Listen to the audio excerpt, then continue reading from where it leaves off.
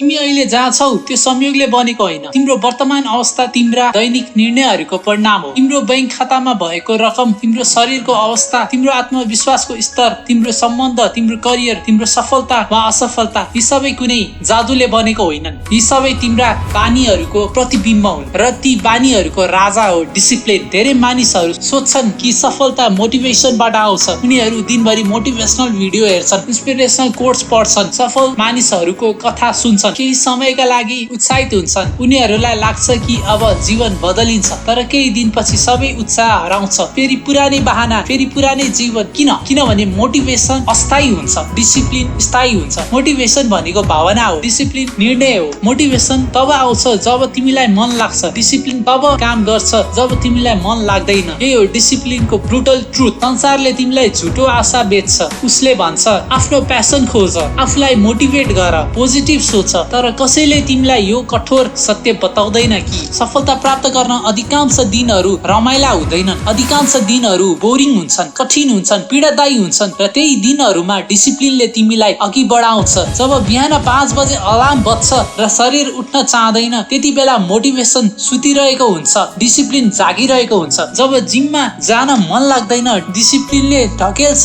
जब बिजनेसमा घाटा हुन्छ, डिसिप्लिनले टिकाइराख्छ। जब कसैले विश्वास गर्दैन, डिसिप्लिनले निरन्तरता दिन्छ। जब संसारले तिमीलाई व्यवस्था गर्छ, डिसिप्लिनले तिमीलाई काम गरिरहन सिकाउँछ। धेरै मानिसहरू सफलता चाहन्छन्, तर उनीहरू सफलता प्राप्त गर्नुपर्ने मूल्य तिर्न चाहँदैनन्। उनीहरू करोडपति बन्न चाहन्छन्, तर खर्च नियन्त्रण गर्न चाहँदैनन्। उनीहरू फिट बडी चाहन्छन्, तर जङ्क फुड छोड्न चाहँदैनन्। उनीहरू सम्मान चाहन्छन्, तर जिम्मेवारी लिन चाहँदैनन्। उनीहरू परिणाम चाहन्छन्, तर प्रक्रिया मन पराउँदैनन्। यही कारणले धेरै मानिसहरू जीवनभरि सपनामै सीमित रहन्छन्। डिसिप्लिनको सबैभन्दा क्रूर सत्य के हो भने यसले तिमीलाई विशेष महसुस गराउँदैन। यसले तिमीलाई इन्स्ट्यान्ट रिवार्ड दिँदैन। पहिलो दिन केही हुँदैन, पहिलो हप्ता केही हुँदैन, पहिलो महिना खासै केही परिवर्तन देखिँदैन, तर डिसिप्लिन कम्पाउन्ड इन्ट्रेस्ट जस्तै काम गर्छ। दिनदिनै सानो सुधार जोडिँदै जान्छ अनि एक दिन परिणाम यति ठुलो भएर आउँछ कि मानिसहरू भन्छन् वाह कस्तो भाग्यमानी रहेछ। तर उनीहरूले देखेका हुँदैनन् ती हजारौं बिहानहरू, ती अनगिन्ती रातहरू, ती त्यागहरू, ती आँसुहरू, ती सङ्घर्षहरू जसले त्यो सफलता निर्माण गरेका थिए। मानिसहरू फाइनल रिजल्ट देख्छन्, डिसिप्लिनले भोगेको जोर्नी देख्दैन। तिमीले जीवनमा कहिले आफूलाई सोधेका छौ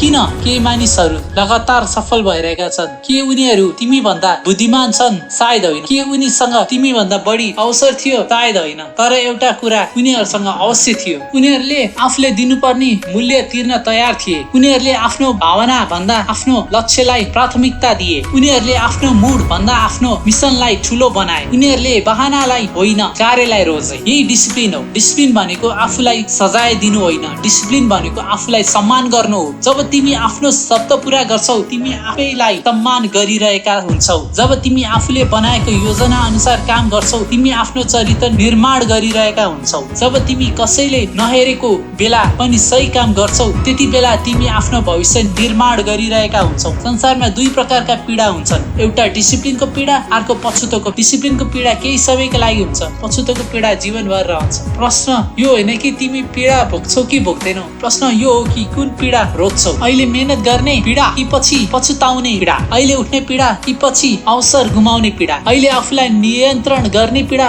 कि पछि आफ्नो जीवनमाथि नियन्त्रण गुमाउने पीडा? याद राख, जीवनले कुनै पनि हालतमा मूल्य असुल छ। या त अहिले मेहनत गरेर तिर्छौ या पछि परिणाम भोगेर तिर्छौ। धेरै मानिसहरू आफ्नो भविष्य नष्ट गर्ने सबैभन्दा खतरनाक वाक्य प्रयोग गर्छन्, भोलि गर्छु। यही दुई शब्दले लाखौं सपना मारेका छन्। भोलि जिम जान्छु, भोलि पढ्छु, भोलि व्यवसाय सुरु गर्छु, भोलि पैसा बचत गर्छु, भोलि परिवर्तन हुन्छ, तर त्यो भोलि कहिले आउँदैन। डिसिप्लिनको अर्थ हो आज काम गर्नु, अहिले काम गर्नु, सही समयको प्रतीक्षा नगर्नु, किनकि सही समय कहिले आउँदैन। तिमी तयार भएपछि सुरु गर्दैनौ, सुरु गरेपछि तयार हुन्छौ। यही कठोर सत्य हो जुन धेरै मानिसहरूले स्वीकार गर्न चाहँदैन। यदि तिमी आफ्नो जीवन बदल्न चाहन्छौ भने तिमीले आफ्नो पहिचान बदल्नु पर्छ। तिमीले आफूलाई भन्नुपर्छ म त्यस्तो व्यक्ति हुँ जो आफ्नो शब्द पूरा गर्छ। म त्यस्तो व्यक्ति हुँ जो बहाना बनाउँदैन। म त्यस्तो व्यक्ति हुँ जो कठिन हुँदा पनि अघि बढ्छ। किनकि अन्ततः सफलता कुनै घटना होइन, सफलता एउटा पहिचान हो, एउटा चरित्र हो, एउटा जीवनशैली हो। र त्यो जीवनशैलीको आधारशिला डिसिप्लिन। जब संसार सुतिरहेको हुन्छ डिसिप्लिन काम गरिरहेको हुन्छ।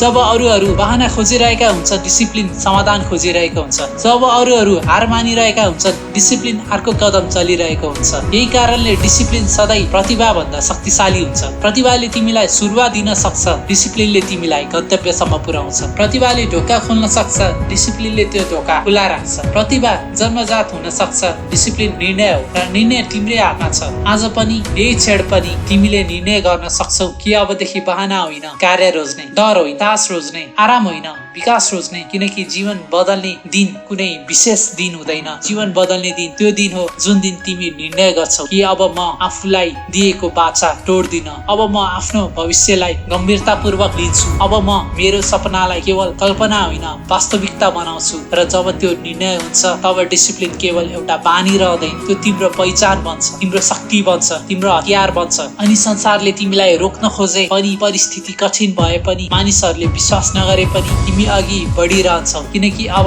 तिमी भावना अनुसार होइन उद्देश्य अनुसार बाँचिरहेका हुन्छौ। र यही हो डिसिप्लिनको ब्रुटल ट्रुथ। सफलता चाहने सबैले डिसिप्लिनको कुरा गर्छन्, तर सफलता पाउनेहरू मात्र डिसिप्लिन अनुसार बाँच्छन्। त्यसैले आज निर्णय गर, प्रेरणाको प्रतीक्षा बन्द गर, सही समयको प्रतीक्षा बन्द गर, अनुमतिको प्रतीक्षा बन्द गर र उठ, सुरु गर, निरन्तर रह र आफूलाई प्रमाणित गर कि तिमीले चाहेको जीवन निर्माण गर्न सक्ने शक्ति तिम्रो भित्र पहिले नै छ।